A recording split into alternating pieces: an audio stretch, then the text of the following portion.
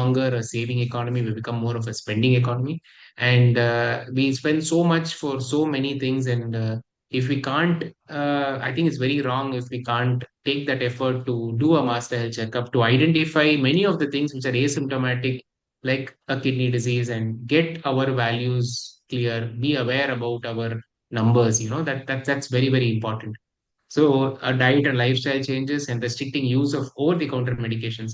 This, I think, has reduced of late. I hope it has, because there's many times you see patients going to the pharmacy and just asking, "I have cold, I have cough, I have knee pain, give me the tablet." And so this is probably reduced because of some awareness. But again, as I spoke about, the indigenous medicines have again been a problem of late for us.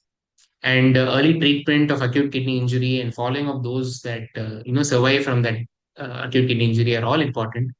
And if I want to tell you like 5 healthy habits, one is staying hydrated. So this is a very, very simple and easy tool that we don't do. Around 2.5 liters, 2 to 2.5 liters of water per day helps to avoid a lot of your dehydration, helps to avoid your risk of urinary tract infections, your risk of kidney stones. And this is very, very important. Second is you're getting a BP and sugar under control. Third is eating healthy, meaning lesser salt on the table. Say no salt on the table. Try and reduce the amount of salt that you cook, and don't keep it on the table so that you don't have the habit of adding salt while eating. Avoiding your use of any painkillers or over-the-counter medications. And as I said, get your blood values checked. And this was a nice initiative that we had at CURI Hospital last year when we said know your kidney numbers. Because many of our diseases, as I mentioned, is very silent. You don't have these symptoms till the end. So if you want to know, we always are worried about the heart, worried about weight, worried about your BP, because you know those numbers. So if you want to know your kidney numbers, just three things. Make sure your BP is under 120. So systolic blood pressure, which is the higher side of your BP, should be less than 120.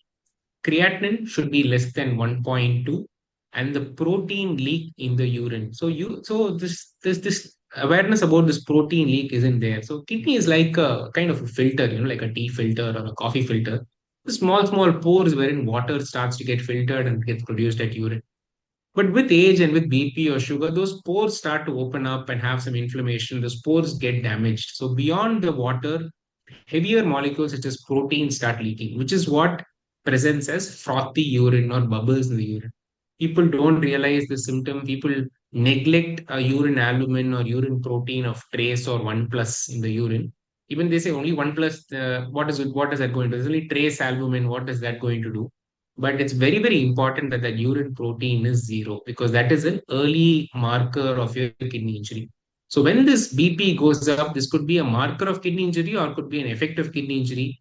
When the protein starts leaking in the urine, that in the long run ends up causing an increasing in the creatinine. So if you want to make sure today that, okay, sir, I am aware of kidney health today.